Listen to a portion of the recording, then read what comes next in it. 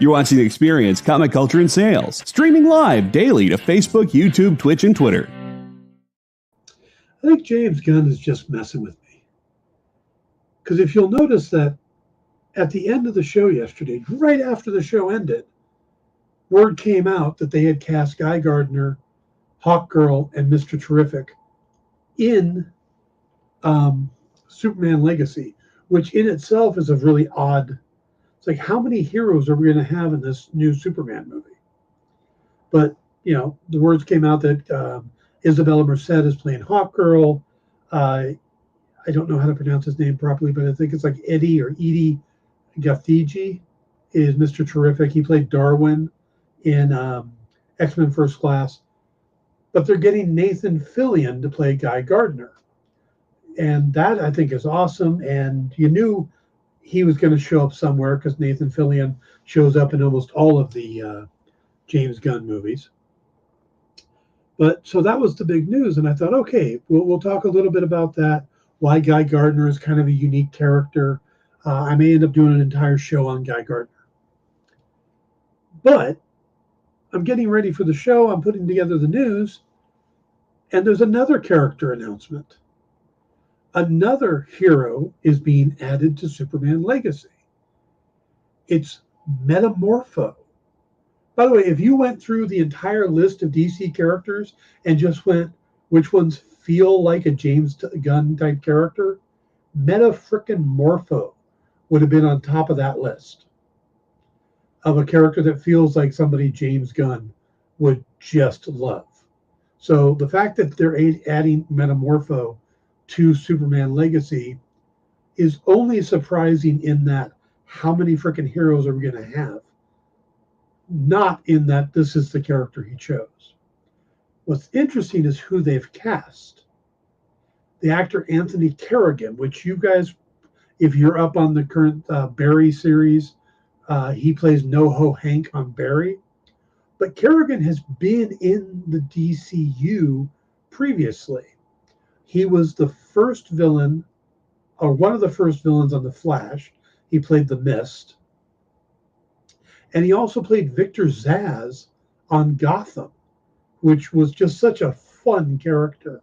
He's a very interesting actor. He's got a lot of, you know, he handles himself really well. And there's always this little edge of humor to the character, whether it's NoHo Hank or Victor Zsasz or whatever. Him playing opposite of Robin Lord Taylor, who played Penguin, was just some of the best stuff on Gotham. So I'm loving this casting. If you're not familiar with Metamorpho, he's a character that was created by Bob Haney and Ramona Fradon back in '65. And he can transmute elements of his body into various forms and stuff. So he's kind of, how do you describe him? He's kind of Plastic Man meets Firestorm, but he can only change the chemical, the elements in his own body. So it's pretty interesting. Metamorpho means we get Grant Morrison Doom Patrol, right? Probably not. Since we've just had Doom Patrol and it's pretty close to the Grant Morrison, I don't think so. I think Metamorpho just means that we're going to get a very odd Justice League. You know, because we're going to have Mr. Terrific, Hawkgirl, Guy Gardner, and Metamorpho. It almost feels like the Detroit version, you know, that had Vibe and Gypsy and Steel, but all those characters got used on Legends of Tomorrow and The Flash, so I don't think we'll get those, but boo, I'm against this now. Let me check. Nope. Setting off nothing on the surprise scale. But yeah, so today we're going to talk about a little bit more about the casting. I got a bunch of news, and we're going to talk about the Jack Ryan series. And of course, I got some key collectibles tonight. And I'm going to plug a great deal for everybody. So stick around. We'll be right back.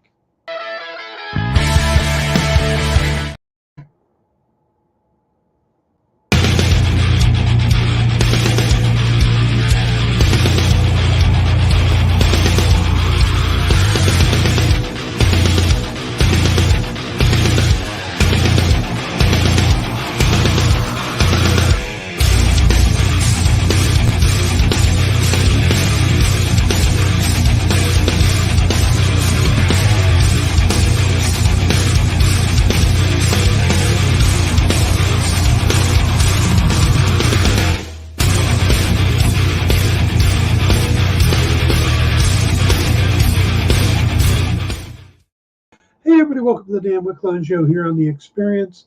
It is Wednesday. It is July 12th, and we got a lot of news to cover, but I want to plug something real quick. There's a handful of charities that I think are really just well worth what they do. I'm a big fan of the Hero Initiative. I've done a lot of stuff for them. But one of the more recent ones is World Central Kitchen. And this, I can't remember the chef's name, Chef Luis, I believe. But it's this chef that people recognize and stuff. He's a TV type chef.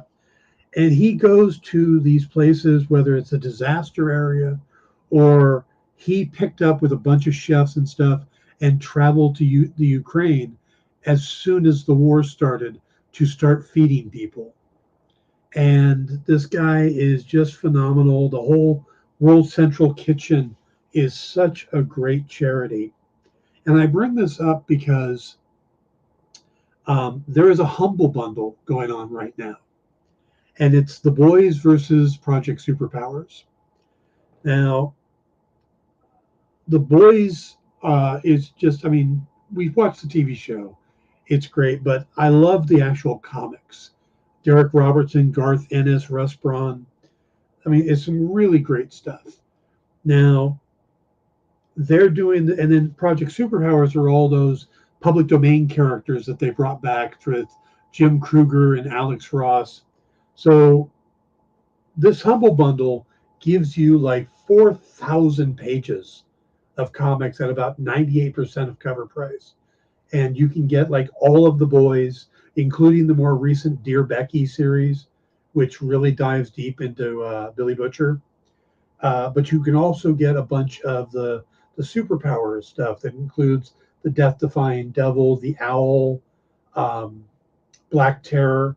So this bundle is out there, and a big chunk of the proceeds is going to go to World Central Kitchen. So you get out there and you can actually kind of pick your own price. So if you want to do extra, but there's minimums, and there's different tiers. So if you only want to get a couple of the books, you want to get all the books. So I love Humble Bundle because they're great to get these digital comics. And there's so much material in The Boys that we don't get on the TV or gets turned in different ways. Like the entire first chapter is about a different team that they go after. They don't go after the seven. They go after a group called Teenage Kicks. And of course, some of the characters we've seen in the show in other places, Gunpowder, Popclaw, they're all from that first arc. And, you know, you wouldn't know about it unless you read the books or my adaptation novel. Anyway, so, but there's only like 2.5, 3 days left on this Humble Bundle. And it's, you know, we really need to get the numbers up on it. I'm looking at it, and right now it's got some decent money, but I know there's a lot of people out there, a lot of the Boys fans out there. So if you have ever been interested in reading The Boys and like digital comics, check out the current Humble Bundle campaign right now. Maybe JD can grab the link for that and put it in chat. But yeah, it's The Boys versus Project Superpowers, and yeah, check it out.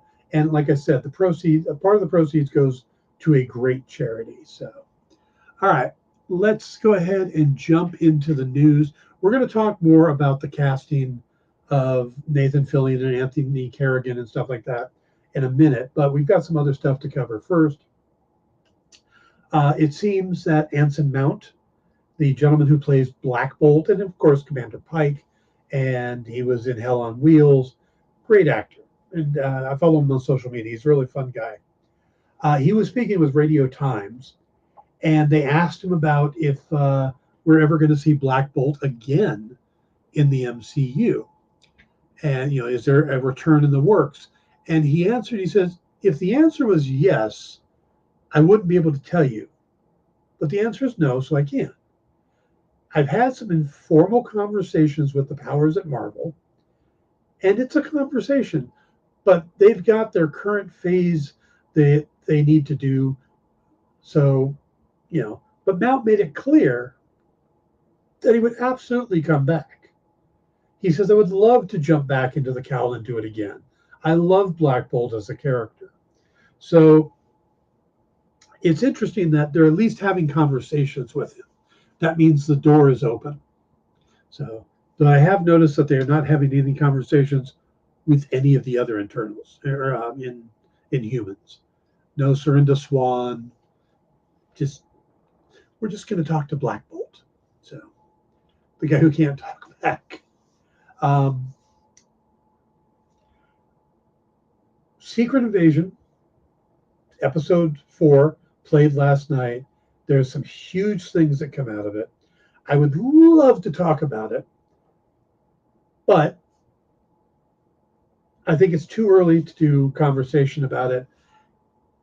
And I won't be available tomorrow because of potential power outages in my area.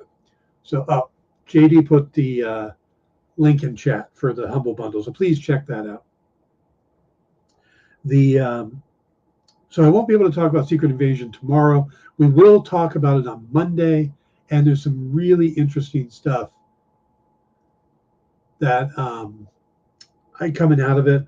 One of the rumors from early on involving a certain character in Marvel Comics, how we thought this person was going to be playing that character, and then they weren't. And well, it turns out they may still be playing that character. I'll explain all that on Tuesday. So we'll talk about Secret Invasion, episode 4 on Tuesday, and then 5 on Thursday. But speaking of Secret Invasion, we know that the first episode, and I hope this isn't a spoiler for any of you at this point, kills off CIA agent Everett Ross. But Martin Freeman is convinced that he hasn't been a Skrull the whole time. He says, no, we had a conversation about it. Put it this way, I wasn't playing anything in Black Panther Wakanda Forever as a Skrull. I wasn't thinking, I'm a Skrull, Secret Invasion, and Wakanda Forever were definitely overlapping chronologically, but I was never given a full definitive party line about this is the gospel truth now. Sorry about that. He reiterated, though, that he simply doesn't believe that Ross has been a Skrull the whole time. He says, I don't want to play Ross as a Skrull. I don't want to believe he's been a Skrull the whole time, so I don't. That's not what I've played. I've believed all the time in Ross's integrity. Actually, I really enjoy playing Ross as a Skrull or otherwise. I've enjoyed playing him as an organic human man, so I don't want to lose him in Skrulldom. So no, Ross for me is not a Skrull. But I was forewarned before seeing a script and was like, huh?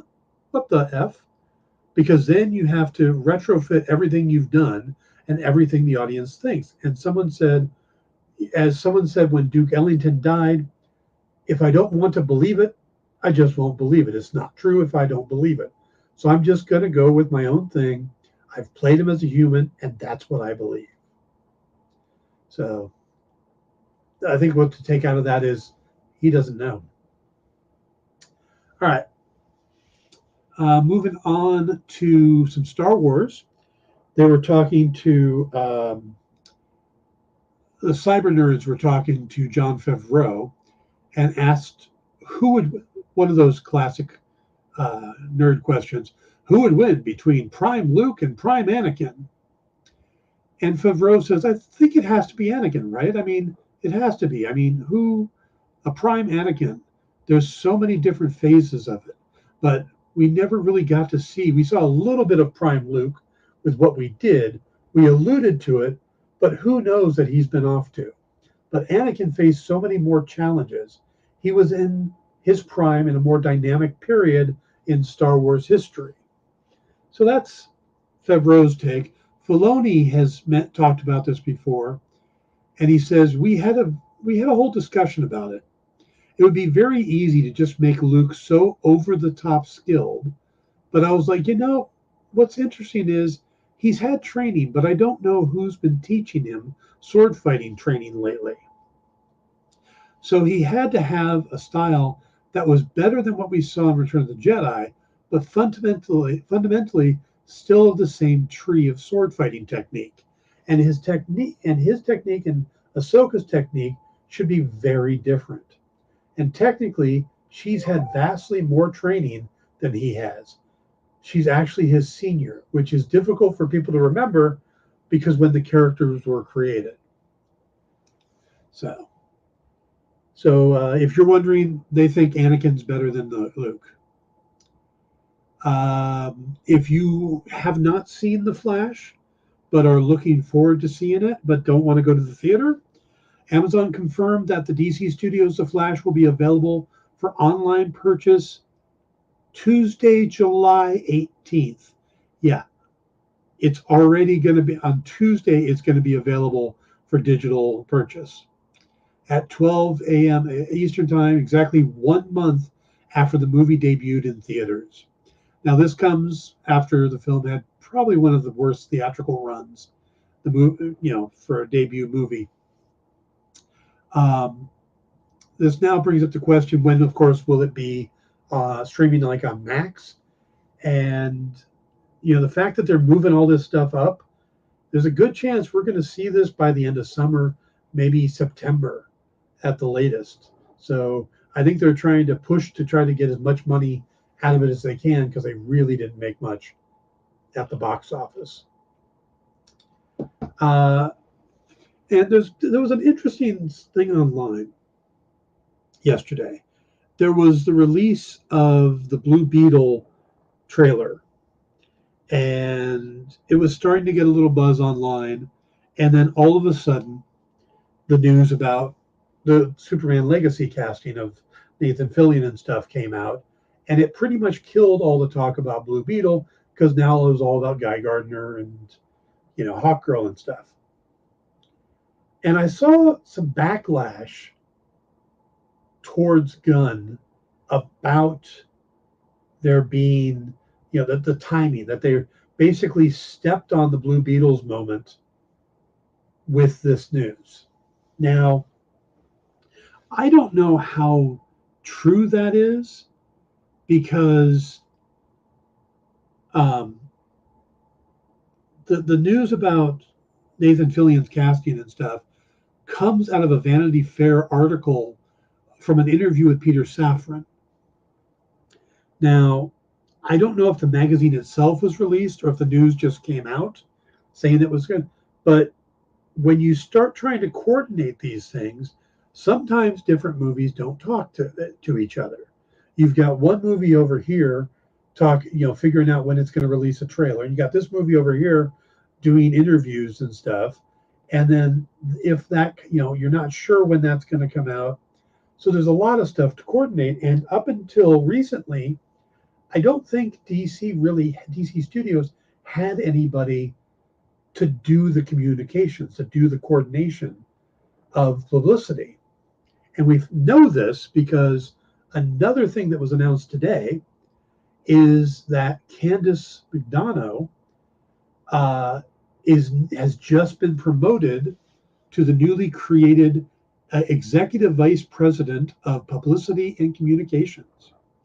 So she is segueing from her role as Motion Picture Corp communications boss at Warner Brothers. So she's moving over from doing it for basically all of Warner Brothers Film Group, where she led communications and stuff for about 5 years.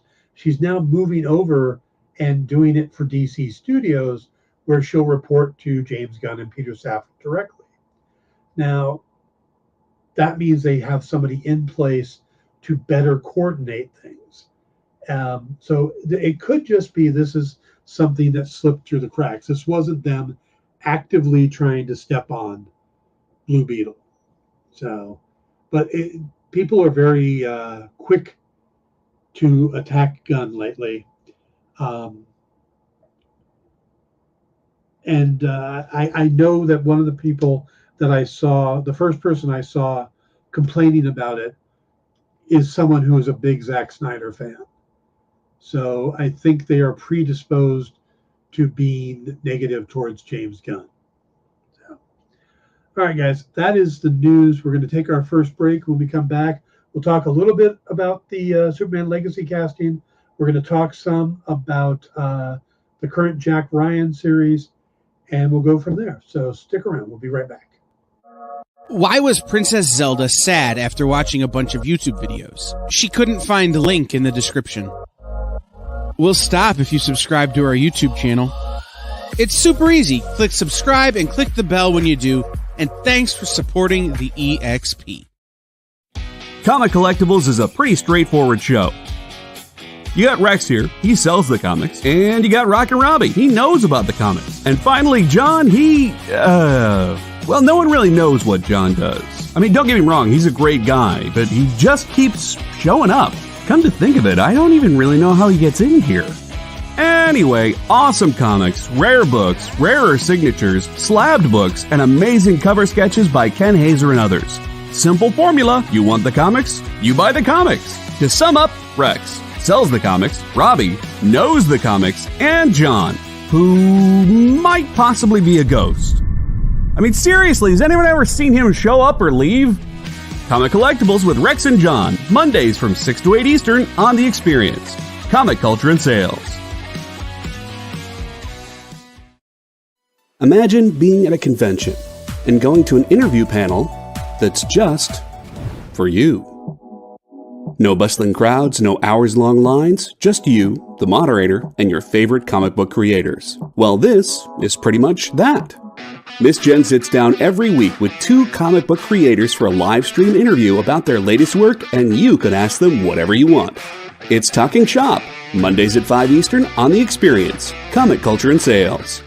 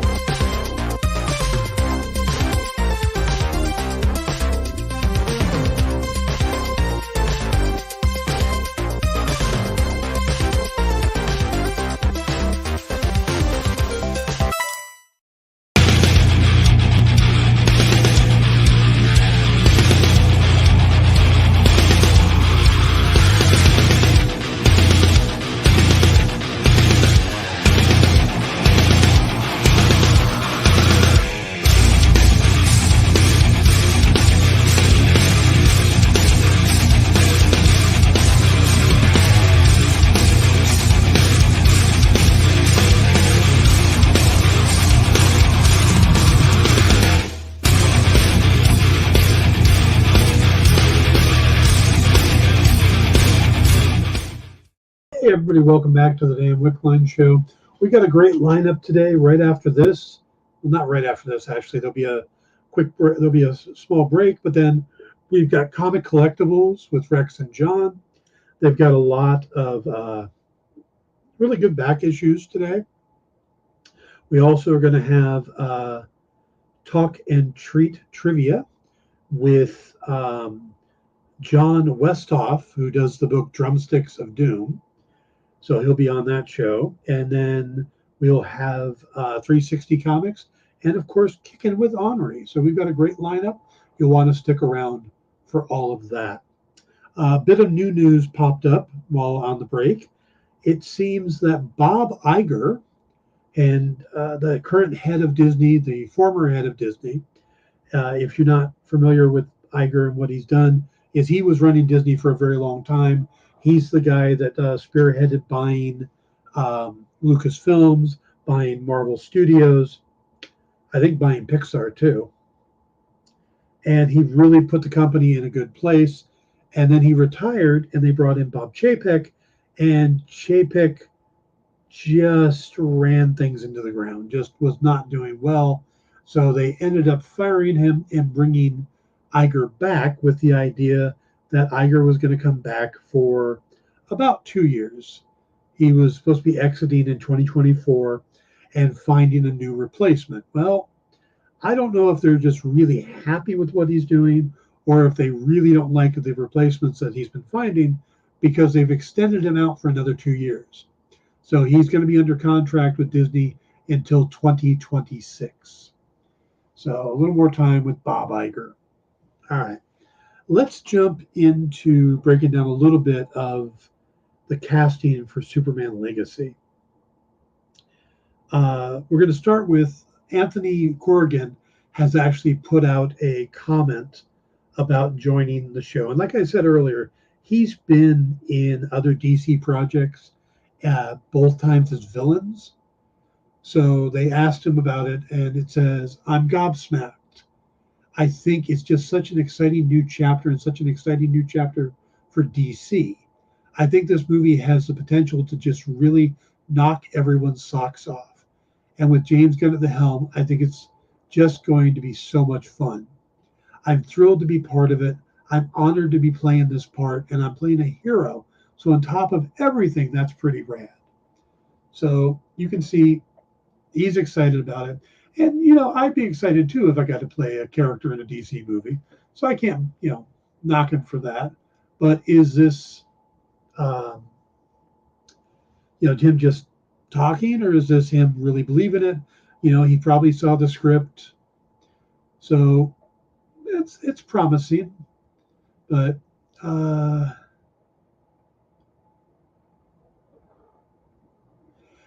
Josh says, I'd love to see the numbers of these early digital played releases. I think studios see a temporary $20 streaming release as a secondary revenue stream, but I don't see many people not just waiting. Yeah,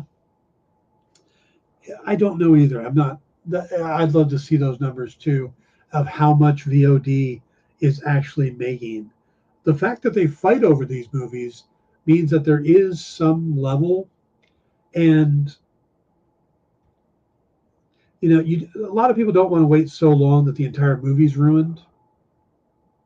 So, been years in movie studios still looking for a replacement for DVD sales.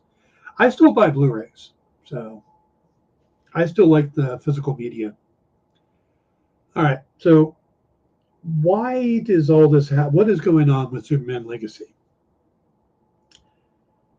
The fact is that they've got what is appearing to be a huge cast growing. Josh says, I checked out the second episode of the new animated Superman show. Way better than episode 1. Okay.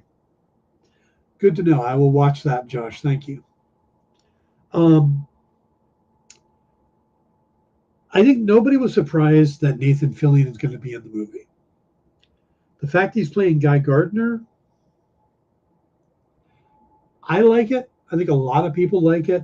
Some people think he may be too old to play Guy Gardner. I don't think that's necessarily the case, because if we're looking at the world from the comic point of view, Guy Gardner comes in much later. He's around in the beginning when Hal Jordan gets his ring. I don't know how many of you guys know of the history of Guy Gardner. Guy Gardner was one of 2 people that the ring found worthy when Abin Sur was dying. And the ring ended up choosing the closer of the 2, which was Hal Jordan. So Guy Gardner was always considered the backup Lantern. Hal Jordan finds out about this, actually befriends him. He helps in some of the adventures. So there's this whole backstory with Guy Gardner. Then they do a lot of retconning. Guy gets into a bus, saves somebody, gets hit by a bus, and while he's down and out, they actually need a backup for Hal, and that's how John Stewart becomes the backup. But Guy is kind of the bridesmaid in a lot of it. But there is also this retcon they did where Booster Gold went back in the past. I think one of the things is that the ring calculated the probabilities of Guy Gardner and Hal Jordan also, and this is something they wrote in later, and they figured Guy Gardner would get killed early in his career while Hal Jordan would last longer. So they went with Hal Jordan. But there's also a story that Booster Gold went back in the past and befriended Guy Gardner and convinced him to go visit his father at the time of the crash, which made him further away, so to make sure Hal Jordan got the ring. So they like messing with Guy Gardner. And of course, Guy Gardner is famous for being part of the Detroit League or the Wahaha League, the more comedic version of the Justice League, where there is the moment he's punched out by Batman in one punch. You know, it's kind of a classic. And, you know, so Gardner, and he's had a weird history. He was a Red Lantern for a while. He was a character named Weapon? War or something? Weapon? Yeah, where he basically became a living arsenal, but they couldn't use the name Arsenal. That was already taken. So he's an interesting character. But if you're stuck on the comic book continuity, then yeah, he seems a bit old. But if you look at it as if they're changing it, what if Guy Gardner was the first Green Lantern and Hal Jordan came later? You just change it up a bit, you know? Or what if Hal Jordan's older? Or, I mean, there's a lot of options. And Gunn is telling the story he wants to tell. But so why do we have almost an entire Justice League when we also have word that the Authority is going to be introduced? And I think the thing is that there's going to, I think the Authority is going to be used as a contradiction to Superman. You know, Superman, truth, justice, all that stuff. His values are kind of in opposition to the Authority, which is much more the needs of the many, you know, where Superman is everybody lives. So I think that's how the Authority plays into it. This other crew, unless we're all getting hoodwinked and the Authority are not the characters we think they are, and these guys are part of the Authority, that would be really weird. So hadn't even thought about that. But Josh says, I don't think a ring would ever fit someone with Cena's build. He needs a Green Lantern bracelet just to fit on a finger. The ring is supposed to size to your finger. It's supposed to be one of the things it does, but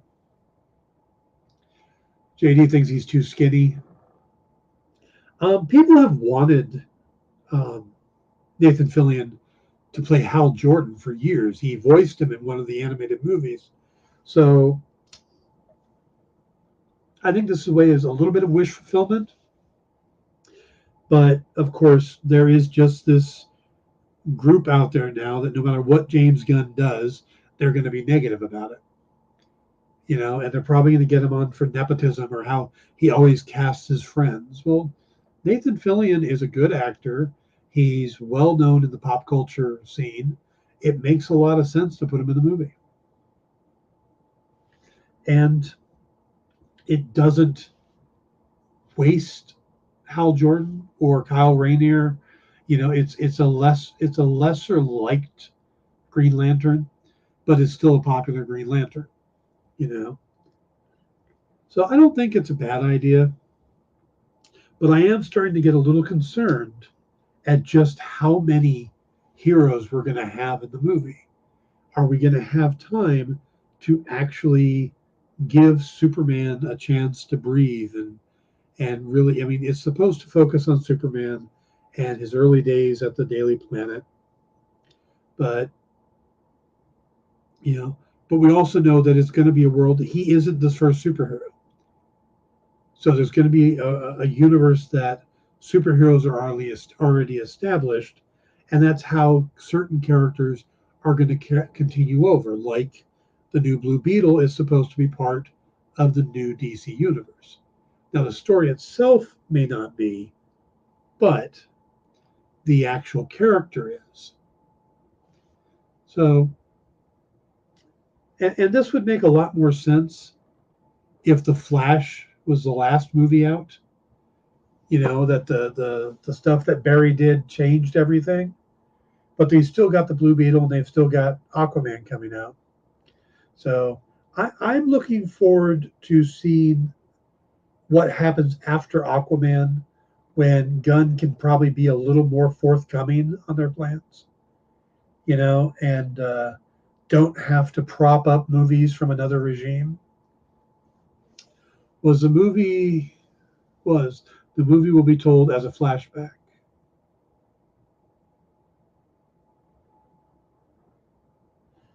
Oh, you mean the Blue Beetle movie? Well, that's speculation. Okay. Yeah, it could be both the Blue Beetle movie and the Aquaman movie could take place before the Flash.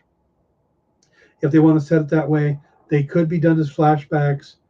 So yeah, it's possible they could do that. But hey, Kenneth, how you doing? So again, though, we got to get to those things. So I think right now it's hard to judge what DC is doing. Like I said, because they need these movies to make some money, so they can afford to make Superman Legacy and the Batman 2 and stuff like that. If these movies keep bombing, then they're not going to be in a position to make a good superhero movie. And then somebody else will end up buying it, and suddenly we have Warner Brothers owned by Apple Plus or Apple. So we'll have to see how all that pans out. All right, let's go ahead and push that aside and talk a little bit about Jack Reacher, season 4. This came out pretty quickly off of the heels of season 3. I mean, it wasn't that long ago we got season 3. So it's interesting to me that we've got season 4 already. It's only 6 episodes. I believe all the other ones were 8. And I had a little problem with the first episode because of Michael Pena. I am so used to Michael Pena as Louise from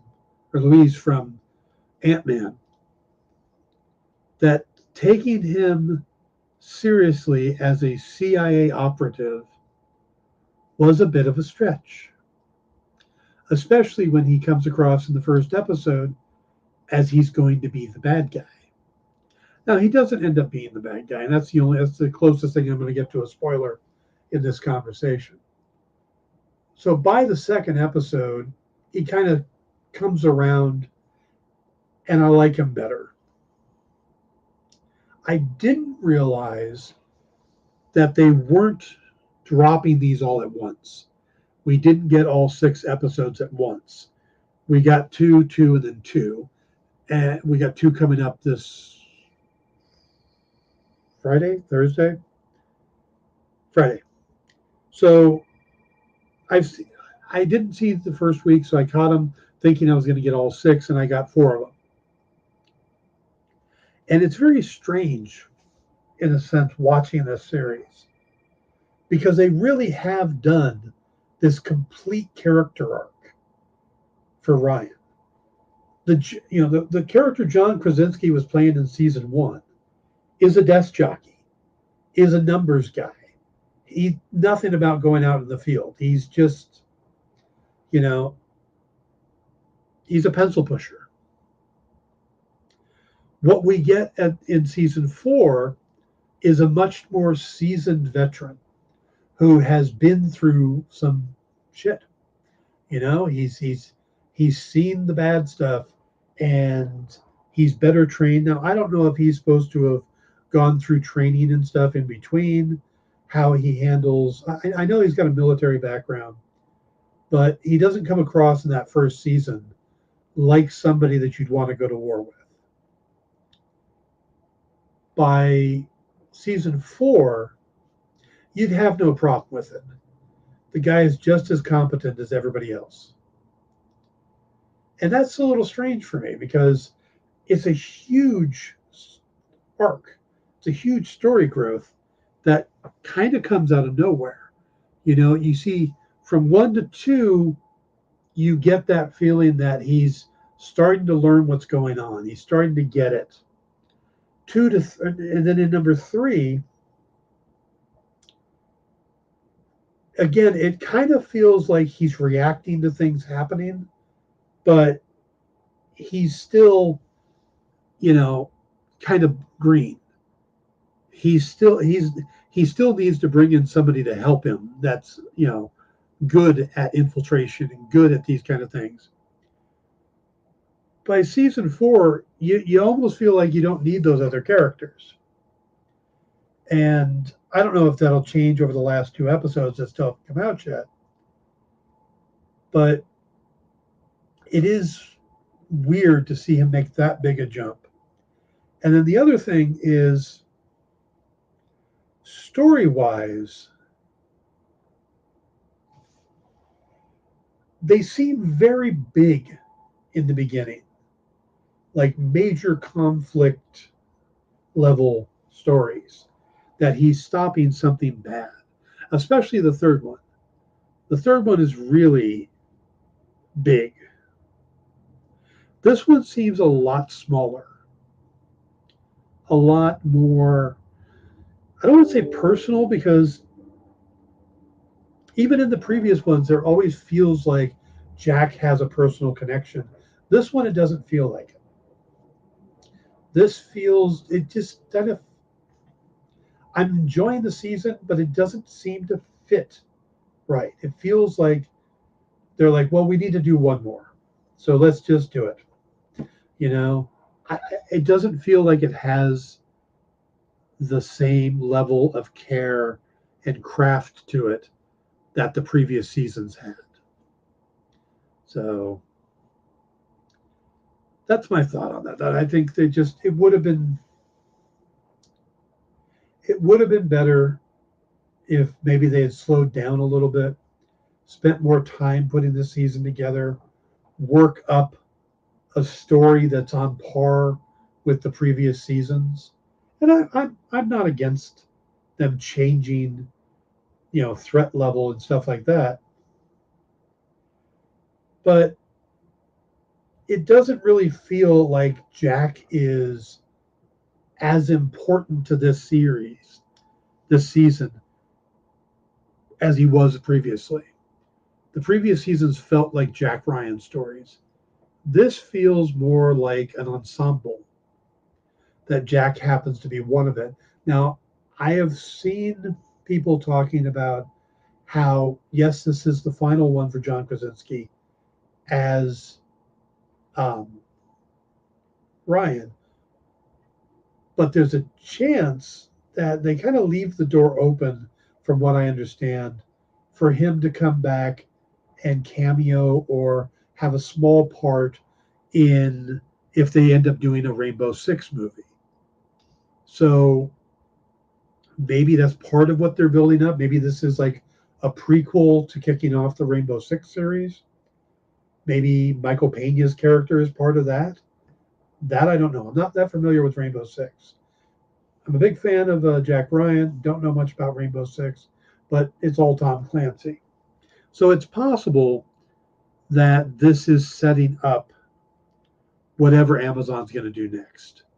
It's like closing the door for Krasinski and opening the door to this spin-off franchise, but still be able to borrow him for certain scenes and stuff.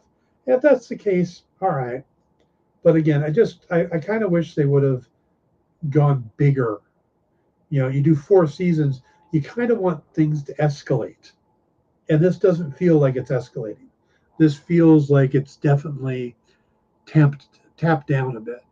So, all right.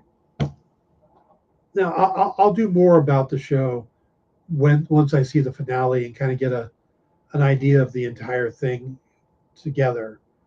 And but yeah, overall it's enjoyable. I'm enjoying it, but it's when I start looking at it compared to the previous seasons that I start having some problems. All right, let's take our break. We'll come back and we'll do some key collectibles, and that will be it for the day. So come right back. Did you know that every Experience show, including some exclusive content, streams on Twitch? Check it out, twitch.tv/the_EXP. Or just scan that QR code.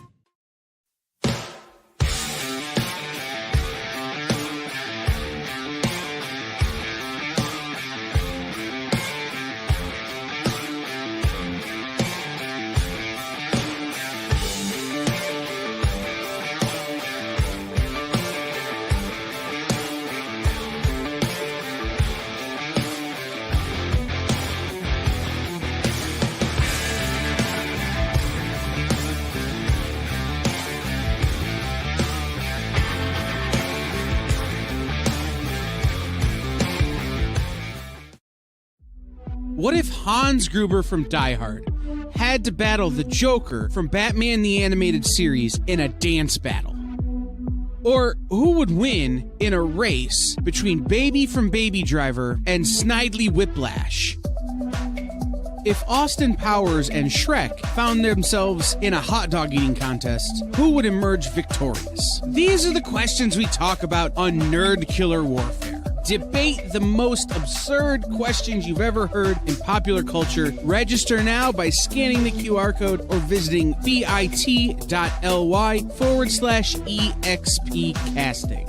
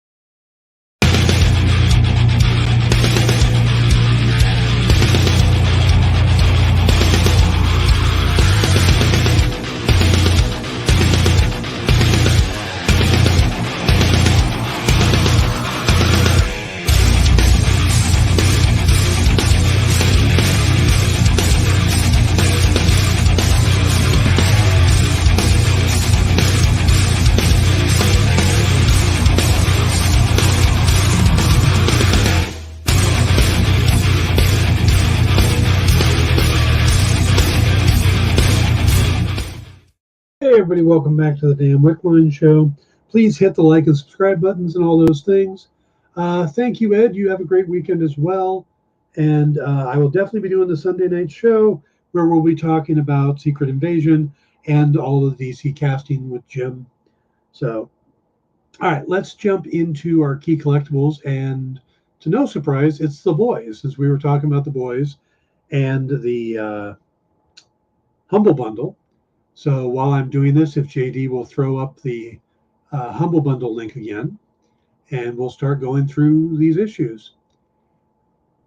Now, of course, The Boys started at Wildstorm for 6 issues, which is interesting. And then it got so wild, they went, no, because Wildstorm had been bought out by DC, and DC felt like they were pretty much picking on them. So Boys #1 from 2006. This is, of course, the first appearance of Billy Butcher, of Huey Campbell, and of A-Train. This goes for $125 on the high end, $40 on the median. Low end is $12. Then we got The Boys #2, first appearance of Frenchie, or the Frenchman, female of the species in Mother's Milk. This goes in the high end for $35. Median is $9. Low end is $3. Then we get The Boys #3. This is the first appearance of Homelander, Starlight, Black Noir, and Queen Maeve. This goes for a high end of $55. Median is $15. Low end is $5. And The Boys #4. This is a big difference between the series. We get into it later. But this is where Huey's injected with Compound V, and we find out that the boys all have powers, and that's how they can be a match for these heroes, which they don't do in the comics until later, or in the series until later, and it's not all of them in the series. This is also the first appearance of Jack from Jupiter, which is the Martian Manhunter parody. The Deep, which is Aquaman, and then the first appearance of Teenage Kicks, which is the group that they actually go after first before they go after the Seven. They do it to kind of send a message. And this is big game Dognut Popclaw, who we see in the series as Atrian's girlfriend. Shout out Whack Job Gunpowder, who they transform into a member of Soldier Boy's group. Blarneycock and Jetstreak. The high end on this is $25, the median is $8, the low end is $2. Blarneycock is also the one where is the guy that Huey gets his hamster from. So we can see the hamster here. That's one of the most disturbed things that shows up in any of these books, and that's saying something. The Boy is number 6, the last Wildstorm comic. First appearance of Victor the Veep Newman. And of course, we get Victoria in the TV series instead of Victor. High end here is 12, median is 3, low end is $1. Then we jump over to Dynamite for issue 7. And this is the first appearance of the Legend, which everybody says is supposed to be a Stan Lee clone, homage. I think it's kind of a Stan Jack Kirby homage. Like if you push the two together, you get this guy. This was, like I said, the first book at Dynamite. First appearance of Tech Knight, Stormfront, Swatto, who I believe is called Termite in the TV series, and Mindroid. From there, we jump all the way to Boys number 11 from 2007. This is the first appearance of Little Nina. She's a very different character in the comics. She's actually tiny. She's, but is just actually is more outlandish than what we see in the TV series. High end on this is 20, median is 8, low end is 2.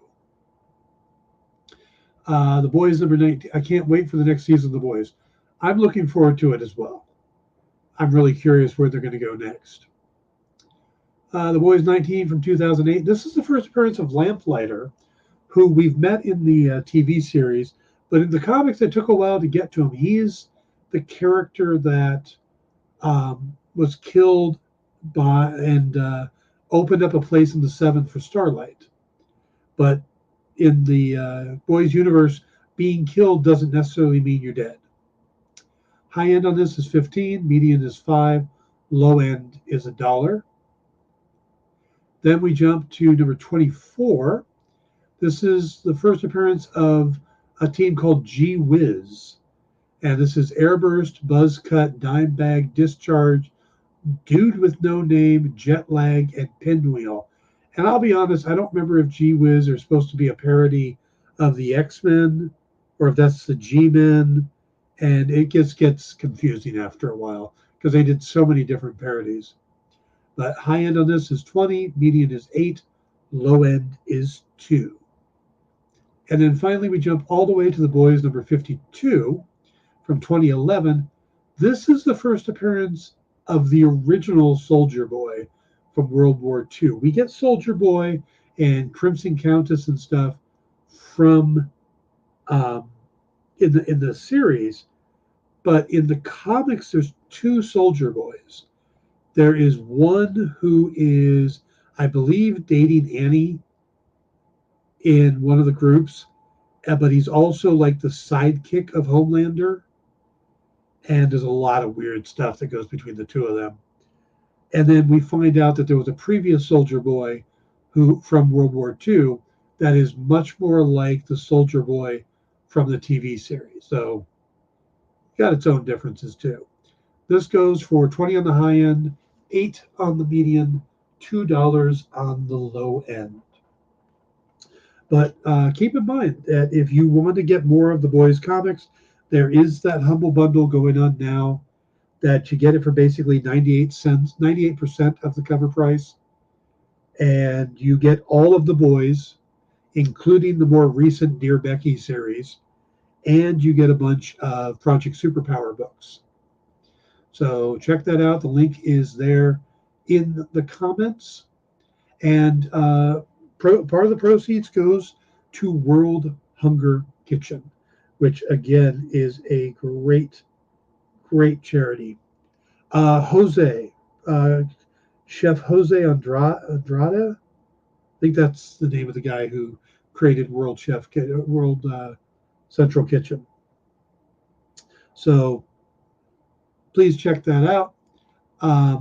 Remember, stick around. We got an hour's open, and then we're going to have comic collectibles, Talk and Treat trivia, 360 comics, and kicking it with Henri tonight. So there's a lot of good stuff. I won't be here tomorrow, but I will be doing Pop Go the Writers on Sunday, and we will talk Marvel Secret Invasion Episode 4 on Tuesday. So I hope everybody has a terrific weekend, and we'll see you soon. Good night, everyone. Do you remember what it was like when you were a little kid and you got a letter in the mail? Now imagine that letter was filled with information about your favorite shows, pop culture questions, links to things you're going to want to see later, and even sneak peeks at upcoming programming here on The Experience. That's what the EXP mailing list is. Every week, we send you sneak peeks, information, and all of the relevant links for all of the shows you want to see. Sign up now on our website or scan the QR code that's on your screen right now.